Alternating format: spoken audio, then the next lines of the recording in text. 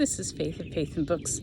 I look quite dreadful this morning, but I just thought I would do a quick update on my garden, some of my garden. It's hard to get all my garden in one video, but I thought I would just do an update because I realized I made a whole extensive update, almost more for my own purposes, but then I never uploaded it. So this is just going to be a really quick one. All right, so here we go. This is my green stalk that I divided in two because I have a problem with wind.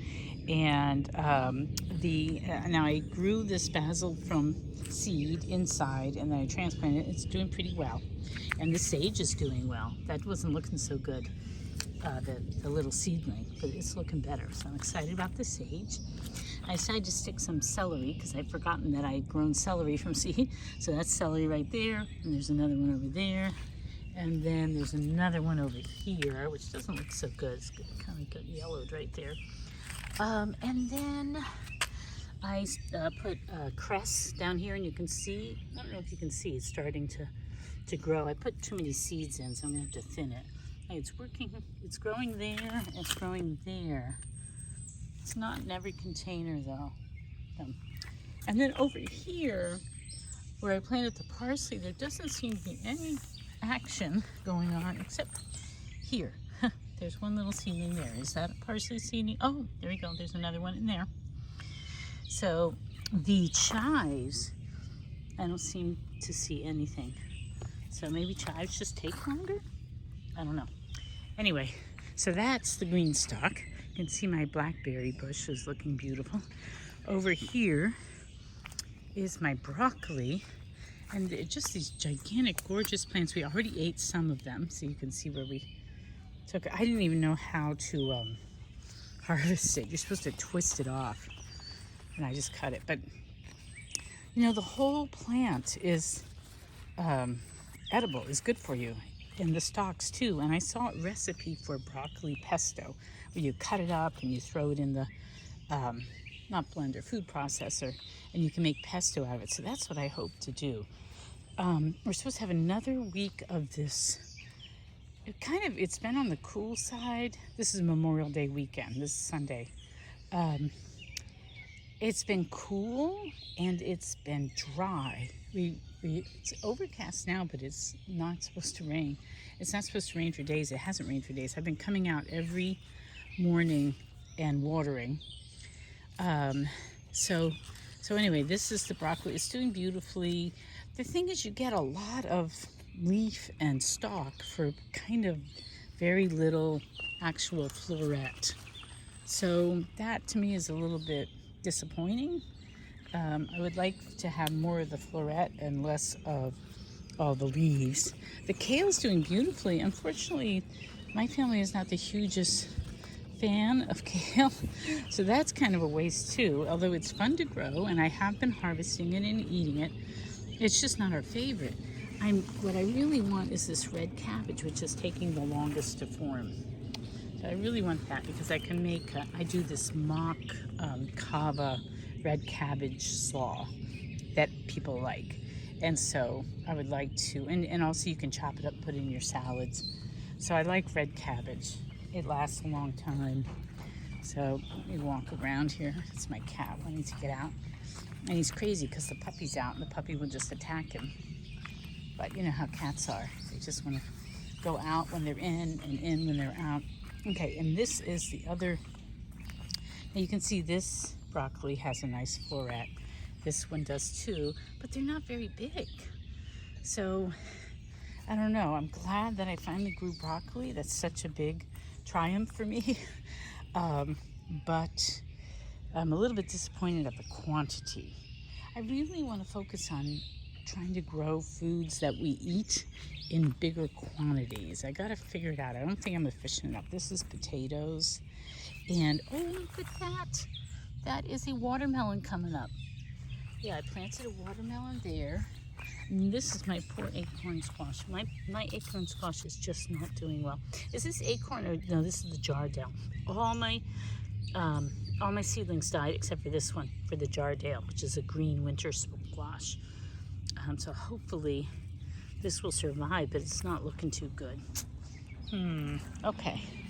All right, so let's see if I can take you over to other places. Here we planted honeydew melon, and look, something's coming up right there. Oh, and they're coming up over here too. So this is our honeydew melon, and then across, it's coming up. Yay! Those are the cantaloupe. So I see two. Wonder if others will come up. And then over here are the Chinese, the red Chinese long noodles. And I don't even know if my family will like them, but apparently they're easy to grow. So that's exciting that they came up. They were like the first thing that we planted that came up. Let's see what else. Over here, I think I showed this before. These are my carrots coming up. They're really slow.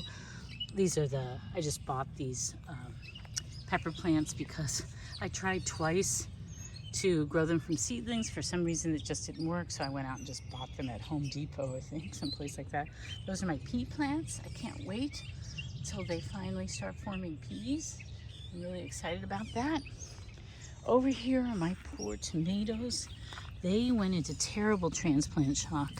They're actually, I keep waiting to come out and find them completely dead, but every day they do seem to have new growth. They seem like they're gonna recover.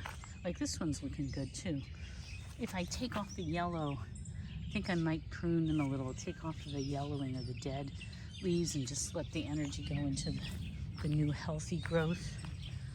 This one doesn't look so good, but it's starting. Look up there, it's getting better. See, this one doesn't look so good, but it's got new growth. So I think they're gonna make a comeback. I wonder how much that will slow down production though. So this is marigold, pretty, supposed to keep the pests away. And then, let's go over here. This is this long green zucchini. Look, something nibbled that. Do you see that? Something nibbled at that. But it's coming up. This one didn't come up, but over here it did. So this looks like two came up. I must have accidentally planted two, but nothing in the middle there. And then over here, this is yellow squash, and that came up, but I don't see any others. I only see one so far. Then over here we have cucumber, and they're starting to come up. This is the Israeli Biet Alpha or something cucumbers, and then over here is the Boston pickling. This is a weed right here. It's a Boston pickling. So yeah, and then here's the strawberry beds. We've only been getting a few strawberries. Just come out here and munch them. We're not going to get that much this year, I don't think.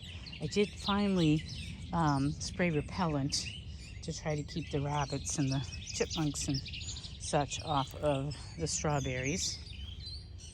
So yeah, so those are my veggie beds. Oh, I also planted over here. You can see my fig tree is coming back. It was not looking good at the end of last year, and we pruned it back really severely, but it's coming back. So that's great. My asters are not doing well. This area really flooded, and they were not happy. This is something this one I have to do something with. But look, that's a sugar baby pumpkin coming up in that pot. So that's an experiment to see if I can grow pumpkins in a pot. This is my sour cherry tree, and we've been coming out and harvesting some. And we also have some sweet cherries, and I really should come out and really do a big harvest.